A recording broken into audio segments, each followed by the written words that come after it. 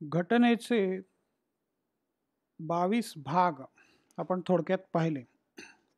395 कलम किंवा 395 अनुच्छेद आर्टिकल्स. त्याच्यानंतर आहेत त्या वेगवेगळ्या 12 अनुसूची, आपण त्याला अनुसूची असं म्हणतो, शेड्यूल्स, लिस्ट्स, थोडक्यात याद्या. याच्याविषयी पण आपण पाहिलंय की जे आर्टिकलमध्ये लिहिलंय त्याचं सविस्तर वर्णन तुम्हाला अनुसूचीमध्ये मिळतं. तर पहिली अनुसूची आहे ते भारतातील घटक राज्ये आणि केंद्रशासित प्रदेशांची यादी. घटक राज्य, त्यांची नावं, त्यांचे प्रदेश, याचं सगळं वर्णन या पहिल्या अनुसूचीमध्ये आहे.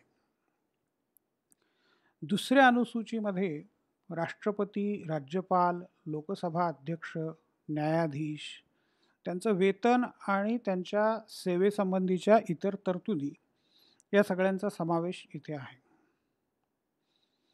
त्याच्यानंतर तिसरी जी अनुसूची आहे त्याच्यामध्ये विविध पदांसाठीच्या शपथा दिलेल्या आहेत.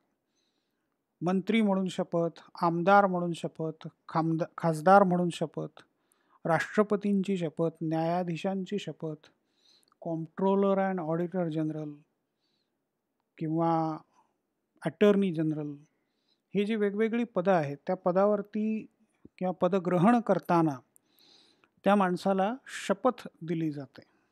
मग ती गुप्ततेची शपथ असेल किंवा पद घेण्यासाठीची शपथ असेल. ती अर्थात 2 प्रकारे दिली जाते. एक ईश्वराला स्मरून किंवा सत्याला स्मरून.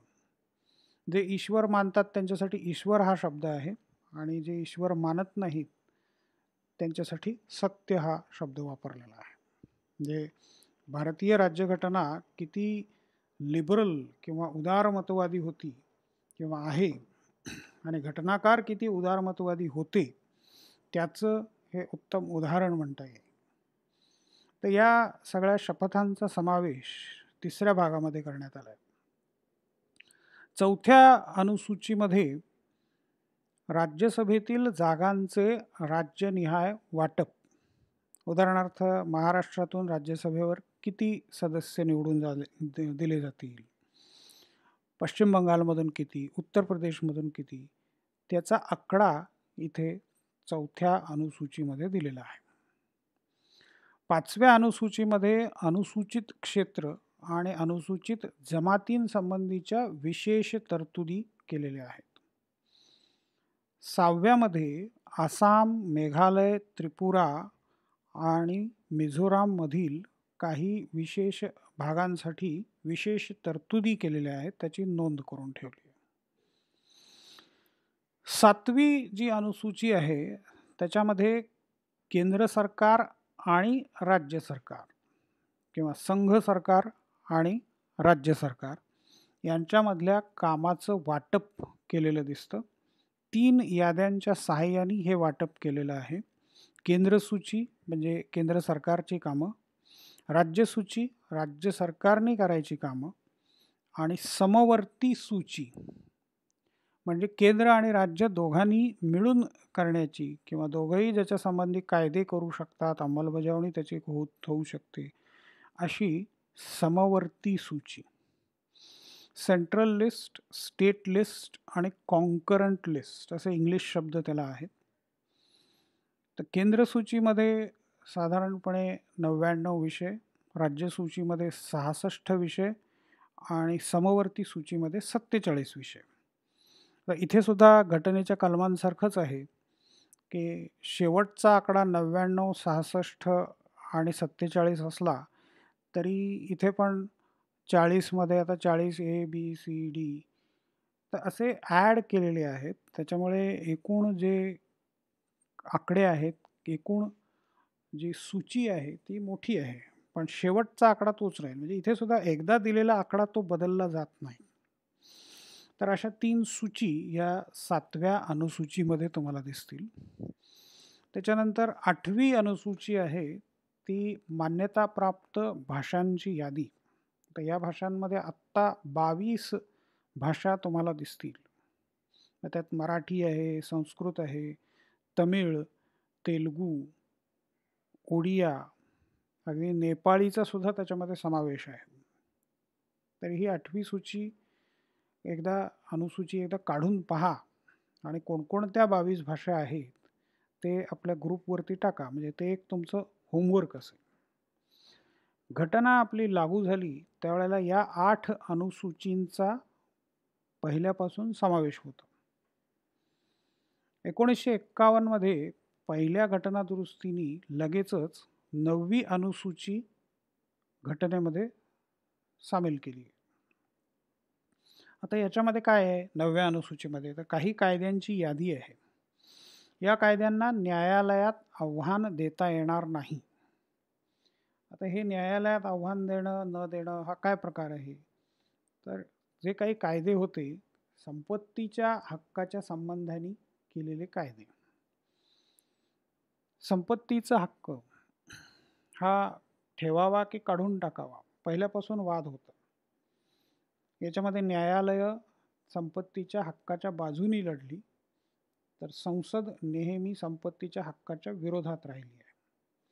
न्यायालय नेहमी समाजातल्या प्रस्थापित श्रीमंत वर्गाच्या बाजूनी जातात, कारण सहसा अपील करणारा तोच वर्ग असतो. सामान्य माणसं न्यायालयाच्या मार्गाला जात नाहीत, ते संसदेच्या आधाराने आपलं काम करतात. त्याच्यामुळे संसद बहुसंख्याकांचं हित सहसा पाहते. न्यायालय त्याच्याकडे जे अपील करतात त्यांचं हित पाहते. म्हणजे आपोआप ते होऊन जातं. न्यायालयांवर तसा आरोप तुम्हाला नाही करता येणार की ते केवळ श्रीमंतांचे वाली आहेत. त्यांच्याकडे जे अर्ज करतात त्यांचा विचार न्यायालयामध्ये होतो आणि अर्ज करणारे साधारणपणे प्रस्थापित, श्रीमंत, सुशिक्षित, उच्चभ्रू वर्गातलेच असतात. कारण बाकीच्यांना तेवढा वेळ नाही, तेवढा पैसा नाही आणि तेवढी माहिती नाही. हा तो प्रश्न आहे. म्हणजे हा अगदी स्वतंत्रपणे चर्चा करण्यासारखा वेगळा विषय आहे. पण आपण आत्ता एवढंच बघायचं आहे की काही कायदे असे होते की जे संसदेने संपत्तीच्या हक्काच्या विरोधात केले. त्याच्यात श्रीमंत उद्योगपतींनी, जमीनदारांनी त्याच्याविरुद्ध न्यायालयात अर्ज केले. तेव्हा संसदेने हा शोधून काढलेला त्याच्यावरचा उपाय आहे की ही 9वी अनुसूची आम्ही तयार करतो आणि या अनुसूचीमध्ये जे कायदे टाकले जातील त्याच्यावर सरकार न्यायालयांना हस्तक्षेप करता येणार नाही, त्याच्यामध्ये बदल नाही करता येणार. अर्थात नंतर न्यायालयांनी त्याला आव्हान दिलेलं आहे. त्याच्या संबंधीच्या काही बातम्या मी तुम्हाला नंतर शेअर करतो तुमच्याबरोबर. तमिळनाडू सरकारने 69% रिझर्वेशन दिलंय, ते सुद्धा तो जो कायदा आहे तो या 9व्या अनुसूचीमध्ये त्यांनी टाकलेला आहे. तर हे थोडंसं वादग्रस्त असं प्रकरण आहे. 10वी अनुसूची त्यालाही तेवढाच मोठा बॅकग्राऊंड आहे. 52व्या घटना दुरुस्तीने 1985 मध्ये पंतप्रधान राजीव गांधींच्या सरकारने या अनुसूचीचा समावेश घटनेमध्ये केला. राजीव गांधी इंदिरा गांधींच्या हत्येनंतर सत्तेमध्ये आले 84 मध्ये, ऑक्टोबर 84. ते काळजीवाहू पंतप्रधान म्हणून आले आणि मग नंतर लगेच निवडणुका झाल्या डिसेंबरमध्ये. त्यामध्ये त्यांच्या पक्षाला प्रचंड बहुमत मिळालं, त्यामुळे पुढची 5 वर्ष ते पंतप्रधान होते. राजीव गांधींची प्रतिमा मिस्टर क्लीन अशी होती. त्यांना राजकारणाचा कुठलाही मागचा अनुभव नव्हता. त्यामुळे एखाद्याने, विरोधी पक्षाने जरी ठरवलं की मागचं काहीतरी काढून त्यांच्यावर काही आरोप करावेत, तर तसं काही करण्यासारखं नव्हतं, कारण त्यांना राजकीय इतिहासच काही नव्हता. त्यांना तशी राजकारणात येण्याची फारशी इच्छा पण नव्हती. पण बदललेल्या परिस्थितीमध्ये नाईलाजानी त्यांच्या पक्षाने त्यांना आमंत्रण दिलं किंवा पक्षाने ते काम करायला भाग पाडलं, म्हणून त्यांनी ती जबाबदारी स्वीकारली. तर त्यांनी मिस्टर क्लीन ही आपली प्रतिमा जपत काही नवीन गोष्टी करण्याचा प्रयत्न केला. त्यातली ही एक महत्त्वाची गोष्ट, पक्षांतर बंदी कायदा. आता त्यांनी थेट घटना दुरुस्ती करून हा कायदा लागू करण्याचा प्रयत्न केला, कारण पक्षांतर बंदी हा त्यावेळचा एक मोठा प्रश्न होता भारतीय राजकीय व्यवस्थेमधला. पक्षांतर ही मोठी समस्या होती. लोक असे होते काही की एका दिवसात 3 पक्षांमध्ये असायचे. सकाळी एका पक्षात, दुपारी एका पक्षात आणि रात्री तिसऱ्याच पक्षात. हरियाणाचे एक मुख्यमंत्री होते. तर काँग्रेस सत्तेमध्ये असू दे, समाजवादी सत्तेमध्ये असू दे की आणखीन कोणी, मुख्यमंत्री भजनलालच असतील. कारण प्रत्येक वेळेला ते पक्ष बदलायचे आणि समीकरणं सगळी बदलायचे आणि स्वतःचं मुख्यमंत्रीपद शाबूत ठेवायचं. तर प्रकाराला या प्रकारामुळे लोकशाही व्यवस्थेला फारसा अर्थ उरत नाही. म्हणजे लोकांनी, तुम्ही एका विशिष्ट पक्षाचे आहात, त्या पक्षाचा विचार किंवा हे सगळं गृहीत धरून तुम्हाला मतदान केलेलं असतं आणि प्रत्यक्षात तुम्ही काय करता तर तो पक्ष बदलून दुसऱ्या पक्षामध्ये जाता. तर इथे मग लोकांचा तुमच्यावर विश्वास राहिलाय की नाही हे तपासायला काहीच मार्ग नाही आहे. तुमचा कार्यकाळ संपेतोपर्यंत तुम्ही दुसऱ्या पक्षामध्ये काम करत राहणार. त्यामुळे पक्षांतर बंदी कायद्याअंतर्गत पक्षांतरावरती बंदी घालण्यात आली आणि जर समजा कोणी पक्षांतर केलं तर त्याची आमदारकी किंवा खासदारकी रद्द होऊ शकते अशी तरतूद करण्यात आली. पण याला 2 अपवाद पण ठेवलेले आहेत. म्हणजे अगदीच इंडिव्हिज्युअली तुम्ही हे करू शकणार नाही व्यक्तिगतरित्या पक्षांतर. परंतु एखाद्या पक्षामध्ये जर 2 तुकडे पडले, म्हणजे 2 50-50% लोक असा विचार करतायत की एकत्र राहण्यात काही अर्थ नाही आहे, त्याला स्प्लिट असं म्हणतात. तर एकाच पक्षाची विभागणी झाली आणि 2 पक्ष झाले तर तुमचा पक्ष बदलू शकतो. म्हणजे एखादा भाग आहे त्याला जुनंच नाव राहील, नवीन नाव दुसऱ्या भागाला मिळेल. तर तिथे मग पक्षांतर बंदी कायदा लागू होत नाही. तिथे तुमची आमदारकी किंवा खासदारकी जाणार नाही. किंवा मोठ्या संख्येने, मग त्याला काही आकडा आहे निश्चित असा, तर विशिष्ट संख्येने एखाद्या पक्षाचे आमदार किंवा खासदार दुसऱ्या पक्षात गेले तर तो पक्ष दुसऱ्या पक्षामध्ये विलीन झाला असं मानलं जातं, मर्जर. आणि मग हे मोठ्या प्रमाणावरती जे काही पक्षांतर आहे त्याला मात्र या कायद्यानुसार मान्यता देण्यात आली. कारण ती लोकशाही व्यवस्थेची गरज आहे. परिस्थिती बदलते त्याप्रमाणे पक्ष बदलत राहतात, लोकांचे विचार बदलत राहतात. पण एकट्याने जर कोणी बदल केला, एकट्याने हा पक्ष सोडून दुसऱ्या पक्षात गेला तर तो बहुतेक वेळेला सत्ता मिळवण्यासाठी किंवा टिकवण्यासाठी केलेला असतो असं गृहीत धरून पक्षांतर बंदी कायदा करण्यात आला. तर ती 10वी सूची जी आहे ती हा कायदा त्याच्यामध्ये समाविष्ट केलेला आहे. 11वी आणि 12वी अनुसूची 1992 मधल्या 73 आणि 74व्या घटना दुरुस्ती कायद्याने समाविष्ट करण्यात आले. आता याला पण एक परत मोठा इतिहास आहे. त्याच्यात आपल्याला थोडासा महाराष्ट्रातल्या लोकांना अभिमान वाटावा असा पण थोडासा इतिहास आहे. भारतामध्ये महात्मा गांधींना स्वयंपूर्ण खेडं हवं होतं किंवा स्वयंपूर्ण खेड्याची व्यवस्था हवी होती. नेहरूंनी त्याला विरोध केला. त्यांच्या म्हणण्यानुसार खेड्याची व्यवस्था, खेड्याकडे चला, हे प्रॅक्टिकल नाही आहे. असं करायला गेलं तर जेवढी त्यावेळेला 35 लाख जी काही लोकसंख्या होती, तर एवढ्या लोकांना म्हणजे 35 कोटी, जी आजही अमेरिकेची नाही आहे, आजही ती 32-33 कोटीच आहे. तर 35 कोटी भारताची 47 साली लोकसंख्या होती. तर तेवढ्या लोकसंख्येला जर खाऊ घालायचं, तेवढ्या लोकसंख्येचं पोषण करायचं, तर हे व्हिलेज स्वराज वगैरे चालणार नाही. एक भक्कम केंद्र सरकार असलं पाहिजे आणि संसदीय पद्धती आपल्याला वापरावी लागेल आणि घटक राज्य, जिल्हे असं सगळी व्यवस्था प्रशासनाची करावी लागेल.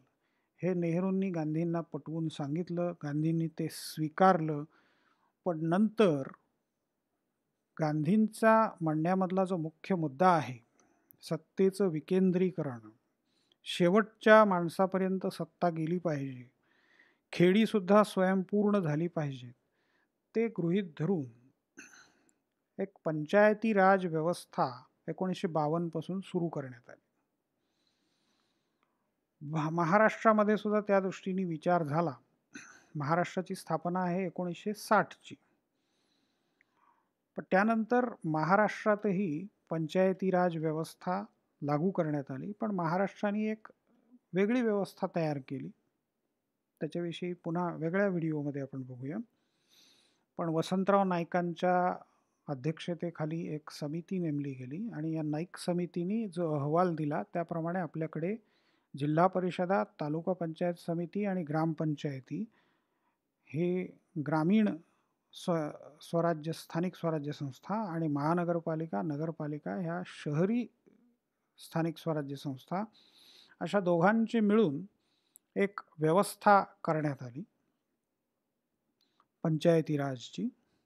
त्याच्यामध्ये ग्रामीण स्थानिक स्वराज्य संस्थांमध्ये जिल्हा परिषदांना केंद्रीय स्थान दिलं गेलं. त्यांच्या हाताखाली तालुका पंचायत समित्या आणि त्यांच्या खाली नियंत्रणाखाली ग्रामपंचायती अशी एकूण व्यवस्था करण्यात आली. तर ही जी काही व्यवस्था आहे ती बाकी राज्यांमध्ये नव्हती. 1952 ते 57 सगळीकडे देशभर कम्युनिटी डेव्हलपमेंट प्रोग्रॅम, समूह विकास योजना ही लागू करण्यात आली, पण ती अयशस्वी झाली. कारण त्याच्यामध्ये लोकांचा सहभाग जवळपास 0 होता. अधिक नवीन प्रशासकीय अधिकारी तयार करण्यात आले, प्रशासकीय अधिकारी नेमण्यात आले आणि लोकांचा सहभाग 0 होता. त्याच्यामुळे 57 मध्ये पुन्हा त्याच्यामध्ये विचार करण्यात आला, सुधारणा करण्यात आली. एक समिती नेमून त्या समितीच्या अहवालाप्रमाणे स्थानिक स्वराज्य संस्था निर्माण करण्यात आल्या. त्याच्यामध्ये निवडणुका होतील पंचायतीच्या पातळीवरती. लोक आपले प्रतिनिधी निवडून देतील आणि हे प्रतिनिधी प्रशासनावर नियंत्रण ठेवून काम करून घेतील. लोकांचा सहभाग वाढला की मग आपोआप ह्या संस्था चांगल्या पद्धतीने कार्यरत होतील असं मानलं गेलं. प्रत्यक्षात साधारणपणे 90 सालापर्यंत महाराष्ट्र, तमिळनाडू, राजस्थान, मध्य प्रदेश अशी काही अपवादात्मक उदाहरणं सोडली तर बाकीच्या राज्यांमध्ये पंचायती राज व्यवस्था फारशी चांगली चालली नाही. त्यामुळे शेवटी 1990 नंतर एक चर्चेला सुरुवात झाली की अशी घटना दुरुस्ती करून पंचायती राज व्यवस्था सर्व राज्यांसाठी सक्तीची केली पाहिजे आणि एकसारखी व्यवस्था सगळ्या देशभर लागू केली पाहिजे. कारण मगाशी सांगितलं ती राज्य सोडली तर बहुतेक ठिकाणी पंचायती राज व्यवस्था अस्तित्वातच आलेली नव्हती.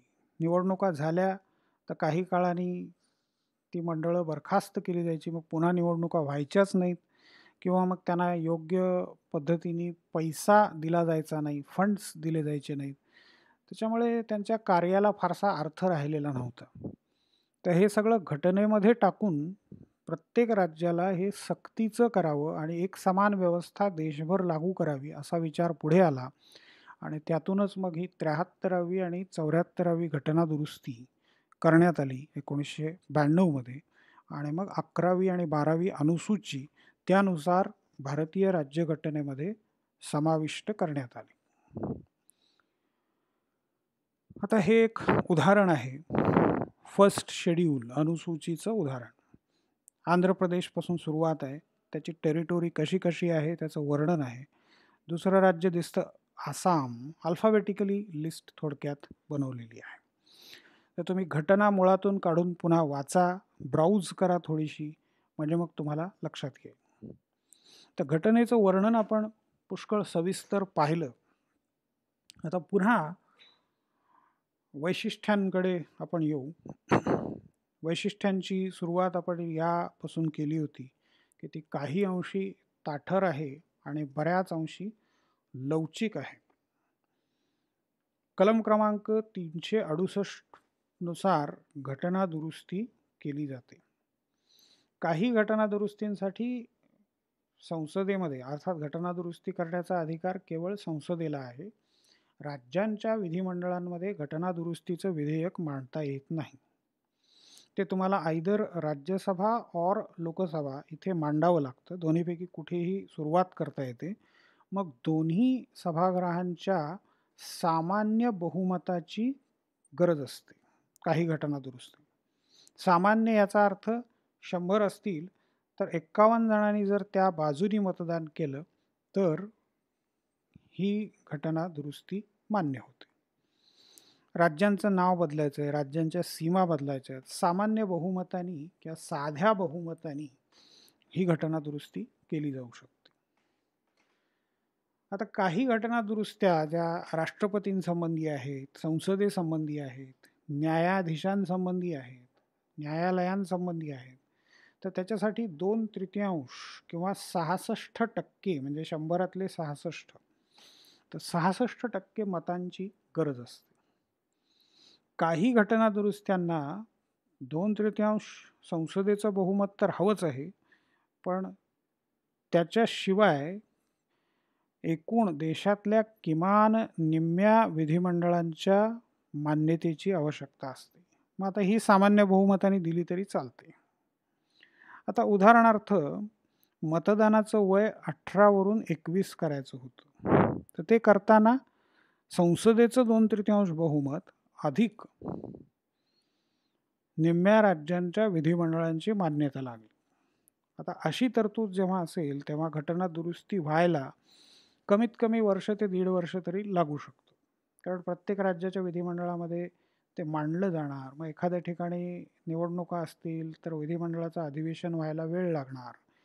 जेव्हा होईल तेव्हा ते मांडलं जाईल, तेव्हा ते संमत होईल.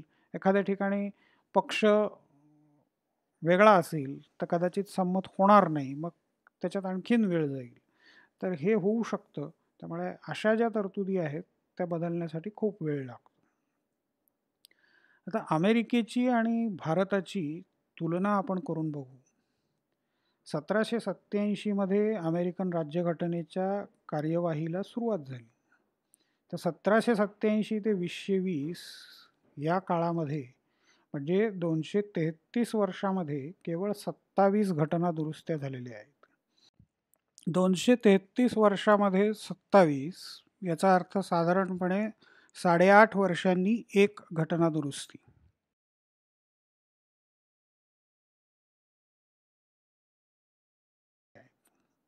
भारतामध्ये 1950 ते 2019 या काळामध्ये 104 घटना दुरुस्त्या झाल्या. शेवटच्या घटना दुरुस्तीचा उल्लेख मगाशीच मी केला, 334व्या कलमामध्ये बदल करणं. शेड्यूल कास्ट आणि शेड्यूल टाईप्ससाठीचं आरक्षण चालू ठेवणं आणि अँग्लो इंडियन्स कम्युनिटीसाठीचं आरक्षण संपवणं हे काम या घटना दुरुस्तीमुळे झालं. तर ही शेवटची 104वी घटना दुरुस्ती. 69 वर्षामध्ये किंवा एकूण तुम्ही म्हणू शकता की 70 वर्षांमध्ये 104 म्हणजे सरासरी वर्षाला 1.5 घटना दुरुस्त्या झालेल्या दिसतात. तर वर्षाला 1.5 घटना दुरुस्त्या म्हणजे तुमच्या लक्षात येईल की अमेरिका आणि भारताच्या व्यवस्थेमध्ये किती फरक आहे. पुढचं भारतीय घटनेचं वैशिष्ट्य म्हणजे संविधानाला पूरक असे संसदेचे कायदे. आता संविधानामध्ये जे जे कलम आहेत त्या कलमांसंबंधाचे कायदे केले जातात. उदाहरणार्थ कलम क्रमांक 11, भारतीय संसद नागरिकत्वासंबंधीचे गरजेप्रमाणे कायदे करेल. आता नागरिकत्वासंबंधी पहिल्या दुसऱ्या भागामध्ये तरतुदी आहेत. आपण पाहिलं तर त्याच्यासंबंधी तेवढ्या ज्या तरतुदी आहेत ते सगळ्या गोष्टी स्पष्ट करायला पुरेशा नाही आहेत. त्यामुळे या सगळ्या गोष्टींचा विचार करून कायदे बनवले जातात. नागरिकत्वासंबंधी पहिला कायदा 1955 साली सिटिझनशिप ॲक्ट, आणि सिटिझनशिप ॲक्टमध्ये मग मागच्या वर्षी 2019मध्ये काही बदल केले गेले, तर 2019चा नवीन कायदा आता लागू झाला. कलम क्रमांक 22, स्वातंत्र्यावर बंधनं आणणारे कायदे. आता 22 हा मूलभूत हक्कांमधलं हे कलम आहे. आणि स्वातंत्र्याच्या मूलभूत हक्कासंबंधीचं हे कलम आहे. तर या कलमानुसार स्वातंत्र्याचा मूलभूत हक्क नागरिकांना दिलाय. परंतु काही अपवादात्मक परिस्थितीमध्ये हे स्वातंत्र्य हिरावून घेण्याचा अधिकार सुद्धा सरकारला आहे. तर याला म्हणतात प्रतिबंधात्मक स्थानबद्धता. आता उदाहरणार्थ नॅशनल सिक्युरिटी ॲक्ट NSA किंवा जो आता रद्द झाला आहे तो टाडा कायदा, terrorist and disruptive activities prevention act TADA TADA. तर हा टाडा कायदा जेव्हा दहशतवादाचा पंजाबमध्ये आणि भारताच्या वेगवेगळ्या भागांमध्ये प्रचंड जोर वाढलेला होता, त्यावेळेला काही व्यक्तींना ताब्यात घेणं आणि त्यांच्या हालचालींवर निर्बंध घालणं अत्यावश्यक होऊन बसलेलं होतं. नेहमीच्या मार्गाने नेहमीच्या कायद्यांप्रमाणे कार्यवाही केली तर ते पटकन जामीन मिळवून सुटू शकतात कोर्टातून.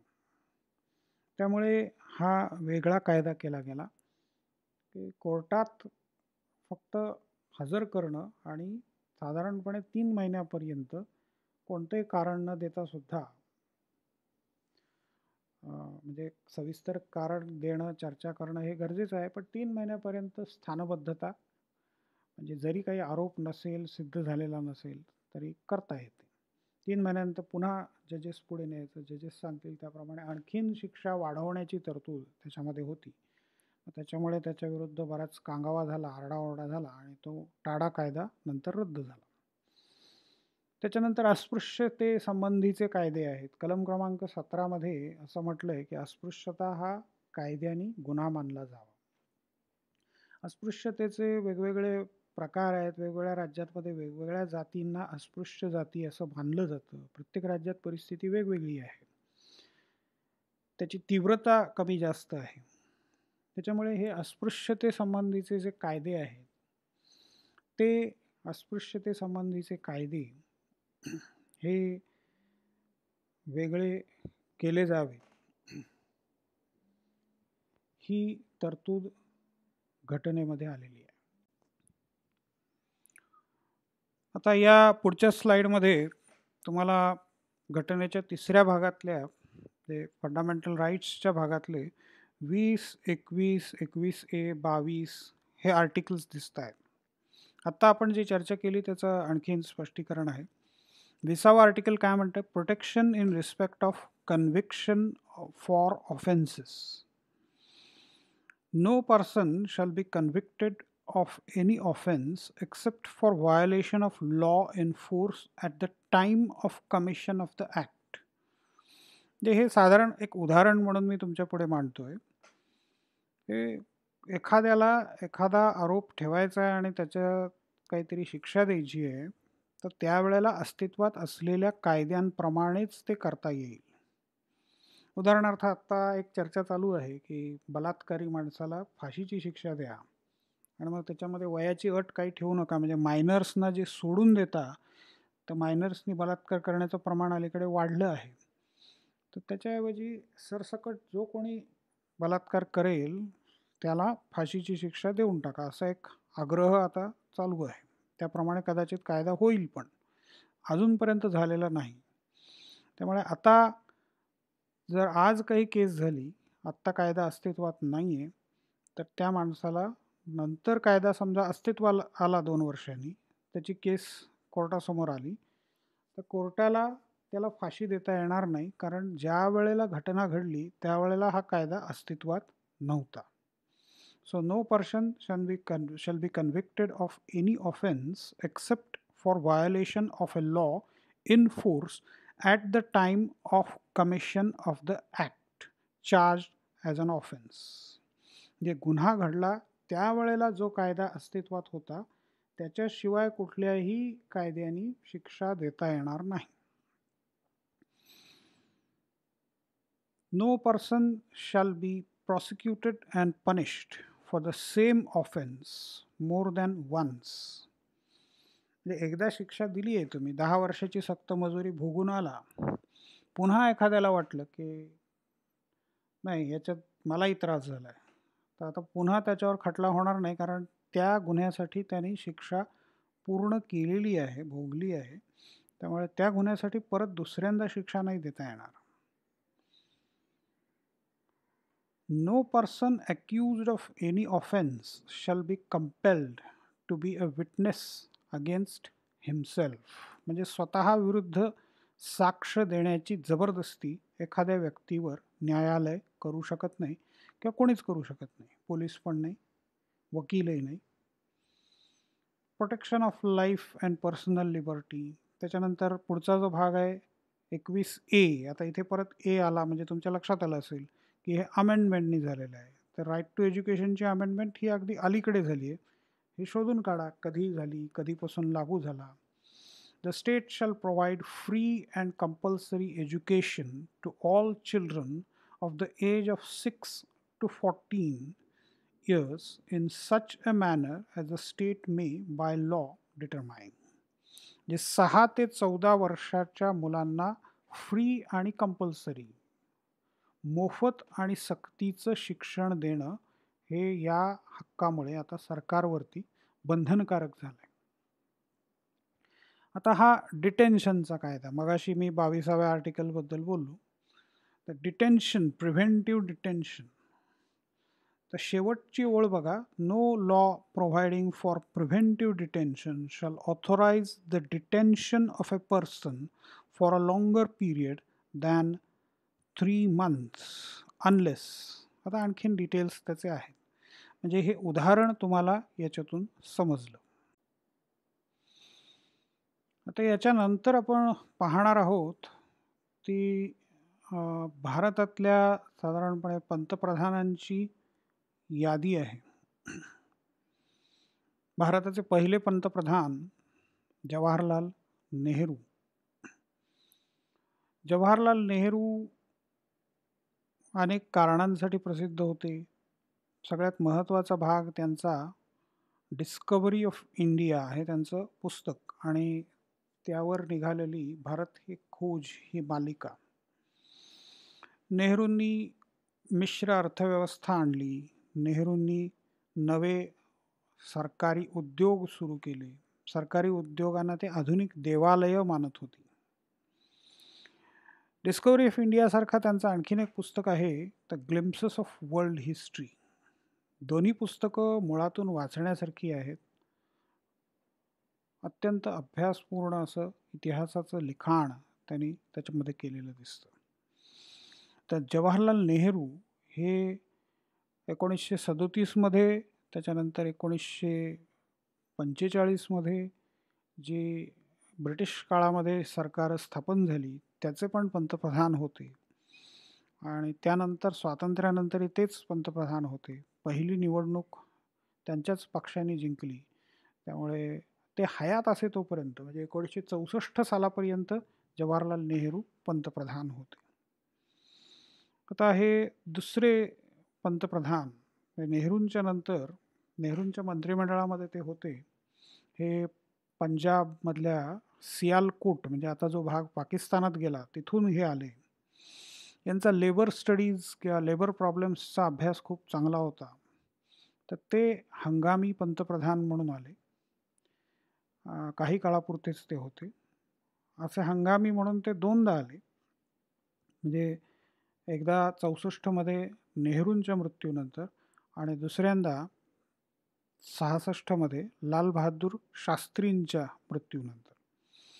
पण त्यांना म्हणजे कायमचं किंवा मोठ्या काळासाठी पंतप्रधान पद मिळालं नाही. 1998मध्ये ते वारले. तोपर्यंत ते कार्यरत होते. 1898 ते 1998 म्हणजे 100 वर्षाचं आयुष्य ते जगले.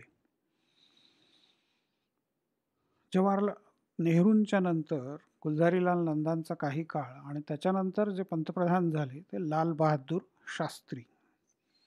म्हणजे काँग्रेसमध्ये गटातटांचं राजकारण खूप होतं. तर कुठल्याही गटामध्ये सामील नसलेले किंवा सर्वांना समान वागणूक देऊ शकतील असे, समान प्रतिनिधित्व सगळ्यांचं करू शकतील असे निस्पृह, न्यायी, सचोटीने वागणारे साधे लाल बहादूर शास्त्री. लालबहादूर शास्त्रींच्या कुटुंबियांनी नंतर सांगितलेली उदाहरणं आहेत, की शास्त्री पंतप्रधान असताना त्यांची मुलं आणि त्यांची बायको बसनी प्रवास करायचे. म्युन्सिपाल्टीच्या बसनी प्रवास करायचे, कारण त्यांना गाडी वापरायला त्यांनी बंदी घातलेली होती. गाडी फक्त पंतप्रधानांसाठी, पंतप्रधानांच्या कुटुंबियांसाठी नाही, हा विचार शास्त्रींचा स्पष्ट होता. तर लालबहादूर शास्त्रींनी 65चं युद्ध पाकिस्तानबरोबर झालेलं त्याचं नेतृत्व केलं. त्याच वेळेला जय जवान जय किसान नावाचा नारा दिला. 65च्या युद्धामध्ये आपण मोठा विजय संपादन केला. लाहोरपर्यंत आपलं सैन्य पोचलेलं होतं. त्याच्यानंतर सोव्हिएट रशियाच्या मध्यस्थीने ताश्कंदला भारत आणि पाकिस्तानमध्ये समझोत्यासाठी बैठक झाली आणि त्या बैठकीच्या दरम्यान लालबहादूर शास्त्रींना अचानक हार्ट अटॅक आला, हृदयविकाराचा झटका आला आणि त्याच्यामध्ये त्यांचा तिथेच मृत्यू झाला. त्यांच्यानंतर पंतप्रधान झाल्या ते इंदिरा गांधी, म्हणजे साधारणपणे 1966 पासून ते 1977 पर्यंत त्या पंतप्रधान होत्या. इंदिरा गांधींचा काळ बराचसा अस्थिरतेमध्ये गेला. इंदिरा गांधी त्यावेळेला वयाने तरुण होत्या. नेहरूंच्या नंतरच्या पिढीतल्या, नेहरूंची मुलगी. त्यामुळे नेहरूंच्या बरोबरीचे जे नेते होते ते सगळे दुखावले गेले. त्यांना पंतप्रधान पद हवं होतं आणि इंदिरा गांधी त्यांना सगळ्यांना मुलीच्या वयाची, त्यामुळे ही लहान मुलगी सत्तेवरती येते किंवा आपल्या डोक्यावर बसणार, हे दुःख सगळ्यांना होतं. त्यामुळे 1969मध्ये पुढे काँग्रेसमध्ये फूट पडली. मग 1971मध्ये निवडणुका अचानक जाहीर करण्यात आल्या. म्हणजे इथपासून मध्यावधी निवडणुकांची पद्धत सुरू झाली. 1951-52ला पहिली निवडणूक झाली. दुसरी 5 वर्षांनी म्हणजे 57ला झाली. तिसरी पुन्हा 5 वर्षांनी म्हणजे 62 साली निवडणूक झाली. चौथी 67 साली झाली. म्हणजे 4 निवडणुका ह्या अगदी ओळीने ठरलेल्या क्रमाप्रमाणे झाल्या. प्रत्येक लोकसभेचा क्रम किंवा कार्यकाळ पूर्ण झाल्यानंतर झाल्या. त्याच्यामध्ये पहिला ब्रेक किंवा पहिल्यांदा एक वेगळं काही घडलं ते 71 साली. म्हणजे निवडणुका व्हायला हव्या होत्या 72मध्ये, पण काही राजकीय निर्णय घेतला गेला आणि 71मध्येच निवडणुका झाल्या. त्याच्यामध्ये पुन्हा अर्थातच इंदिरा गांधींचं काँग्रेस सरकार निवडून आलं. त्याच दरम्यान जयप्रकाश नारायण यांचा भ्रष्टाचार विरोधी आंदोलन त्यांचं मोठ्या प्रमाणावर चालू होतं. तर काँग्रेसशिवाय इतर सगळ्या पक्षांच्या लोकांनी त्याला साथ दिली. या आंदोलनामुळे इंदिरा गांधींना आणि काँग्रेसला आपली सत्ता जाईल याची भीती वाटायला लागली आणि मग त्यानंतर 75 साली 26 जून 1975 रोजी पंतप्रधान इंदिरा गांधींनी राष्ट्रीय आणीबाणीची घोषणा केली. मग त्या दरम्यान बऱ्याचशा विरोधी पक्षाच्या नेत्यांना अटक करण्यात आली. जयप्रकाश नारायण तुरुंगात गेले. 2 वर्ष आणीबाणीची कठीण गेली. त्याच्याविषयी आपण स्वतंत्रपणे बघूया. 2 वर्षांनंतर पुन्हा निवडणुका झाल्या 77मध्ये. मग तिथे इंदिरा गांधींचा आणि काँग्रेसचा पराभव झाला. मोरारजीभाई देसाईंचं सरकार सत्तेमध्ये आलं. हे जनता पक्षाचं सरकार असं म्हणतात. जयप्रकाश नारायणांनी जे संपूर्ण क्रांतीचं आंदोलन चालवलं होतं त्याला यश मिळालं. लोकांनी काँग्रेस आणि इंदिरा गांधींना नाकारलं आणि विरोधी पक्षांनी सगळ्यांनी एकत्रित येऊन बनवलेलं जे सरकार होतं ते जनता सरकार सत्तेमध्ये आलं. मोरारजीभाई देसाई हे पूर्वाश्रमीचे काँग्रेसमनच होते. महाराष्ट्राचे गृहमंत्री होते. त्यांच्या काळामध्ये संयुक्त महाराष्ट्राच्या आंदोलनामध्ये गोळीबार झाला. पुष्कळ मराठी माणसं मारली गेली. तेच ते मोरारजीभाई देसाई. मूळचे गुजरातमधले, कारकीर्द सगळी मुंबईमध्ये गेली. मुंबईच्या राजकारणावरती चांगलाच होल्ड त्यांचा होता. तर ते पंतप्रधान झाले. 3 वर्ष साधारणपणे त्यांचं सरकार चाललं आणि 3 वर्षानंतर पुन्हा 80 साली इंदिरा गांधींचं सरकार सत्तेमध्ये आलं. जनता पक्षामध्ये फूट पडली. जनता पक्षामध्ये काही राष्ट्रीय स्वयंसेवक संघाशी संबंधित कार्यकर्ते होते. तर मधु लिमये या समाजवादी नेत्यांनी हा दुहेरी सदस्यत्वाचा प्रश्न उपस्थित केला. त्यांचं म्हणणं असं होतं की राष्ट्रीय स्वयंसेवक संघ आणि जनता पक्ष किंवा जे समाजवादी पक्ष होते तर त्यांची विचारप्रणाली पूर्णतः वेगवेगळी आहे. दोन्ही विचारप्रणाली एकत्रित नांदू शकत नाहीत. त्यामुळे जनता पक्षात तुम्हाला राहायचं असेल, सरकारमध्ये राहायचं असेल तर दोन्हीपैकी एका पक्षाचं सदस्यत्व तुम्ही घ्या. दोन्हीपैकी एका गटाचं किंवा एका संघटनेचं सदस्य तुम्हाला राहता येईल. तर जे स्वयंसेवक राष्ट्रीय स्वयंसेवक संघाशी संबंधित लोक होते ते जनता पक्षातून बाहेर पडले आणि त्यांनी नवीन पक्ष 1980 साली स्थापन केला. त्याला नाव आहे भारतीय जनता पक्ष. तर हा भारतीय जनता पक्ष बाहेर पडल्यानंतर मोरारजीभाई देसाईंचं सरकार कोसळलं. काही काळापुरतं चरणसिंगांचं सरकार सत्तेमध्ये आलं. इंदिरा गांधींनी त्यांना बाहेरून पाठिंबा दिला होता. साधारणपणे 6 महिने ते सत्तेमध्ये होते. गुलझारीलाल नंदा यांच्याप्रमाणेच त्यांनासुद्धा कधी संसदेसमोर जावं लागलं नाही आणि ते जाण्याच्या आधीच त्यांना राजीनामा द्यावा लागला, कारण काँग्रेसनी त्यांचा पाठिंबा काढून घेतलेला होता. 80 सालातल्या निवडणुका झाल्या, त्याच्यामध्ये इंदिरा गांधींचं सरकार पुन्हा निवडून आलं. पुढे ह्या फोटोमध्ये तुम्हाला दिसत आहेत ते त्यांचे 2 पुत्र संजय गांधी आणि राजीव गांधी. संजय गांधी यांना राजकारणामध्ये खूप रस होता आणि इंदिरा गांधींचे वारसदार म्हणून सगळे त्यांच्याकडे पाहत होते. त्यांनी राजकारणामधले काही निर्णय पण घेतले होते, काही वादग्रस्त पण झाले. परंतु त्यांचा साधारणपणे सुरुवातीच्या काही काळानंतर 82च्या दरम्यान विमान अपघात झाला आणि त्याच्यामध्ये त्यांचा मृत्यू झाला. 84 साली 31 ऑक्टोबर 1984 पंतप्रधान इंदिरा गांधींची त्यांच्या राहत्या घरामध्ये हत्या झाली. 2 खलिस्तानवादी जे दहशतवादी होते, म्हणजे ते नोकरी करत होते सुरक्षा युनिटमध्ये पंतप्रधानांच्या, त्यामुळे त्यांना अगदी पंतप्रधानांच्या जवळ जाता येत होतं. आता हे दोन्ही शीख धर्माचे होते. तर शीख धर्मियांची इंदिरा गांधींवरती एवढी नाराजी का होती, तर 1984 मध्येच जानेवारीच्या महिन्यात एक ब्लू स्टार ऑपरेशन झालं. म्हणजे सुवर्ण मंदिर जे अमृतसरमध्ये आहे ते शीखांसाठी अत्यंत पवित्र धर्मस्थळ मानलं जातं. तिथे भिंद्रनवाले नावाचे एक दहशतवादी ते आपला अड्डा जमवून बसले होते आणि ते तिथून पंजाबमध्ये दहशतवाद पसरवत होते. रोज अनेक लोकांची हत्या त्यामध्ये होत होती. तर अशा या कारणांमुळे शेवटी भिंद्रनवालेंवर कारवाई करायचं ठरलं. पोलिसांना ते जमेल असं नव्हतं, त्यामुळे लष्कराचा वापर करण्यात आला. सुवर्ण मंदिरामध्ये लष्कर घुसलं.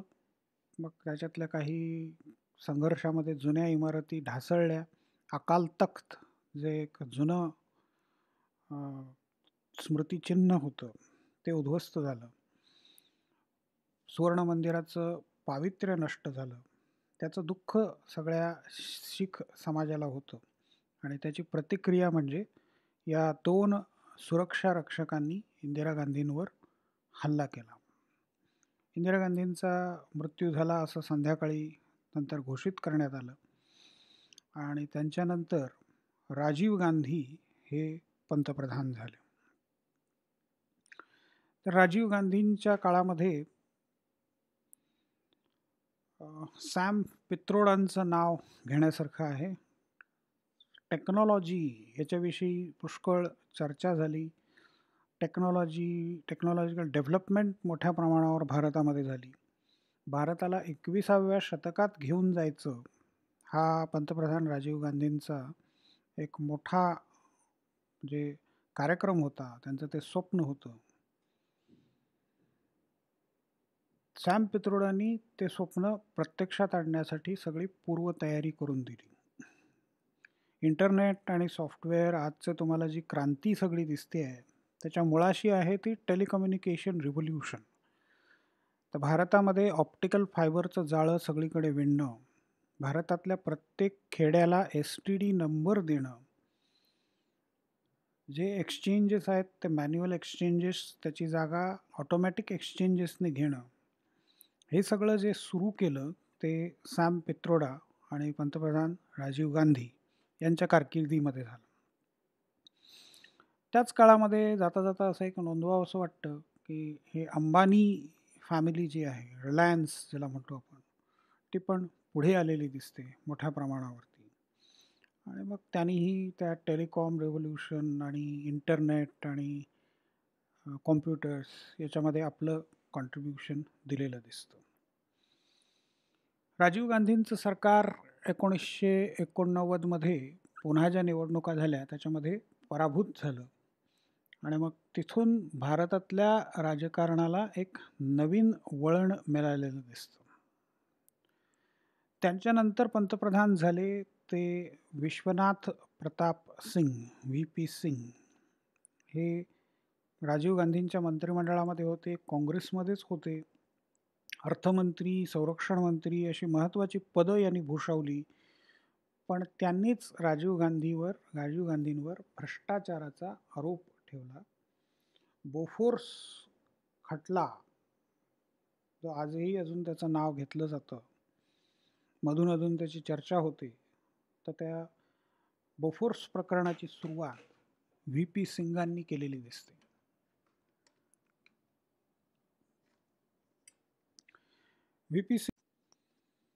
VP सिंगांच्या जनमोर्चा किंवा जनता दलाला पुरेसं बहुमत मिळालं नाही. मग त्यांनी काही वाटाघाटी तडजोडी करून एका बाजूनी भाजप आणि दुसऱ्या बाजूनी साम्यवादी अशा दोन्ही परस्पर विरोधी विचारप्रणाली असलेल्या पक्षांचा पाठिंबा बाहेरून घेतला. म्हणजे दोन्ही बाजू सत्तेमध्ये सामील झाल्या नाहीत, पण बाहेरून पाठिंबा दिला. कम्युनिस्टांचा थोडासा प्रभाव त्या सरकारवरती जास्त होता, पण भाजपने त्याला बाहेरून पाठिंबा दिला. मुद्द्यांच्या आधारावरती आम्ही पाठिंबा देऊ असं दोन्ही बाजूंनी जाहीर केलं. आणि मग विश्वनाथ प्रताप सिंग सुद्धा नेहमी म्हणायचे की मुद्द्यांच्या आधारावरती राजकारण, नेत्यांच्या किंवा माणसांच्या आधारापेक्षा मुद्द्यांच्या आधारावरती केलेलं राजकारण, इशू बेस्ड पॉलिटिक्स. तर VP सिंगांनी अचानक मंडल आयोगाचा मुद्दा उपस्थित केला. त्याच्यामुळे भारतभर दंगलींना सुरुवात झाली. OBCसाठी 27% आरक्षण घोषित केलं. आधीच शेड्यूल ट्राईब्स आणि शेड्यूल कास्ट यांना आरक्षण असताना नोकऱ्यांमध्ये, सरकारी नोकऱ्यांमध्ये 27% आरक्षण OBCंना देण्यात आलं आणि त्याच्यामुळे मग नाराजी पसरली, दंगली झाल्या आणि मग त्याच्यातच सरकारवरती अविश्वास ठराव आणण्यात आला आणि हे सरकार कोसळलं. तर यामध्ये मंडल विरुद्ध कमंडल असं म्हणतात. म्हणजे मंडलचं राजकारण VP सिंगांनी सुरू केलं, तर दुसऱ्या बाजूला भाजप आणि त्याच्या मित्रपक्षाच्या सरकारने कमंडल म्हणजे राम जन्मभूमी, धर्म हा विषय पुढे आणून त्याविषयी चर्चा सुरू केली होती. त्यामुळे मंडल विरुद्ध कमंडल, कमंडल म्हणजे साधूच्या हातामध्ये जो तांब्या असतो तो, त्यामुळे ते सिम्बॉलिक असा शब्द वापरलेला आहे, सूचक असा शब्द आहे, मंडल विरुद्ध कमंडल. तर भाजपनी पाठिंबा काढून घेतला, डाव्यांनी पाठिंबा काढून घेतला आणि मग त्याच्यामध्ये हे सरकार अल्पमतात आलं आणि ते कोसळलं. त्याच्यानंतर काँग्रेसनी पाठिंबा दिल्यामुळे काही काळ चंद्रशेखरांचं सरकार सत्तेमध्ये येऊ शकलं.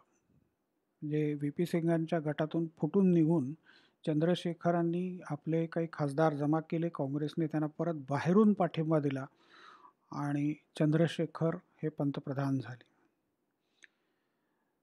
त्यांच्या कारकिर्दीमध्ये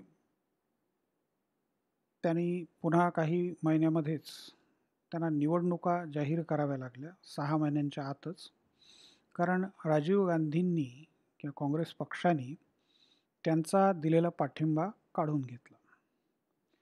पुढे निवडणूक प्रचार सुरू झाला आणि प्रचाराच्या दरम्यानच जे काही घडलं तो आता इतिहास आहे. श्री पेरंबदूर जे मद्रासच्या जवळ गाव आहे, तिथे राजीव गांधींची एका बॉम्बस्फोटामध्ये हत्या झाली. LTTEच्या लोकांनी हे घडवून आणलं, प्रभाकरांनी हे घडवून आणलं, हे नंतर सिद्ध झालं. राजीव गांधींनी पहिल्या कारकिर्दीच्या दरम्यान म्हणजे 84 ते 89च्या दरम्यान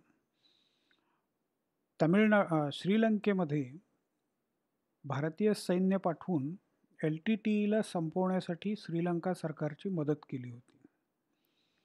पुन्हा राजीव गांधी सरकार सत्तेमध्ये आलं तर LTTE विरुद्ध तेवढाच कडक असं धोरण अवलंबलं जाईल आणि मग आपण धोक्यात येऊ हे लक्षात घेऊन LTTEनी ही कारवाई केली आणि त्याच्यामध्ये राजीव गांधींचा मृत्यू झाला. त्याच्यामुळे परत गोंधळाची स्थिती निर्माण झाली. काँग्रेसपुढे नेतृत्वाचा प्रश्न निर्माण झाला आणि मग त्याच्यातून पुढे आलं ते PV नरसिंहरावांचं नेतृत्व. तर नरसिंहरावांनी 91 ते 96 ह्या काळामध्ये सरकार चालवलं.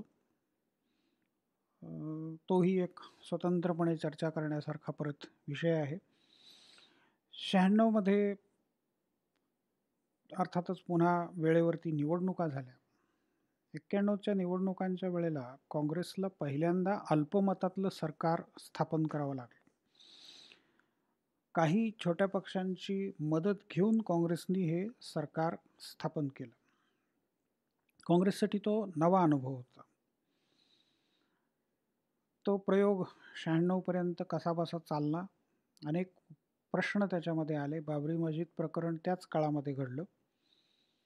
हळूहळू त्याच्यानंतर भाजपची पॉप्युलॅरिटी म्हणा, लोकप्रियता ती वाढत चालली होती आणि काँग्रेसची लोकप्रियता कमी होत गेली. 96 मध्ये निवडणुका झाल्या, त्याच्यात कोणत्याच पक्षाला बहुमत मिळालं नाही, स्पष्ट बहुमत मिळालं नाही आणि हंग पार्लमेंट ज्याला म्हणतात, ती अशी अस्थिर अशी राजकीय स्थिती निर्माण झाली आणि त्या हंग पार्लमेंटमध्ये पहिल्यांदा संधी वाजपेयींना देण्यात आली सरकार बनवण्याची. पण त्यांचं सरकार अल्पावधीमध्येच पडलं. त्यांना आपलं बहुमत सिद्ध करता आलं नाही. त्याच्यानंतर देवेगौडांचं सरकार सत्तेमध्ये आलं. ते अनेक पक्षांचा पाठिंबा घेऊन सत्तेमध्ये आले होते. देवेगौडा काही काळ सत्तेमध्ये राहिले, परंतु ते टिकवू शकले नाहीत आपली सत्ता. त्यांच्या जागी पुन्हा निवड झाली ती इंदर कुमार गुजराल यांची. 96 पासून ते 99 पर्यंत 3 वेळेला निवडणुका झाल्या. तर दुसऱ्या निवडणुकांमध्ये सुद्धा म्हणजे वाजपेयींचं सरकार पुन्हा एकदा सत्तेवर आलं. 99 मध्ये ते सत्तेमध्ये राहिलं, परंतु त्या काळामध्येच कारगिल युद्ध पण झालं आणि मग 99 पासून पुढे 2004 पर्यंत अटल बिहारी वाजपेयींचं सरकार सत्तेमध्ये होतं. आणि 4 नंतर तुम्हाला दिसेल की काँग्रेसचं सरकार सत्तेमध्ये आलं. मनमोहन सिंग हे पंतप्रधान झाले आणि 4 ते 9, 9 ते 14 हे मनमोहन सिंगांचा काळ आणि 14 पासून पंतप्रधान मोदींचा काळ तुम्हाला दिसतो. 14 ते 19 आणि आता 19 पासून आजपर्यंत म्हणजे पुढची टर्म आहे 19 पासूनची. तर ही साधारणपणे पंतप्रधानांची कहाणी, भारतीय पंतप्रधानांची आपण एक लिस्ट पाहिली.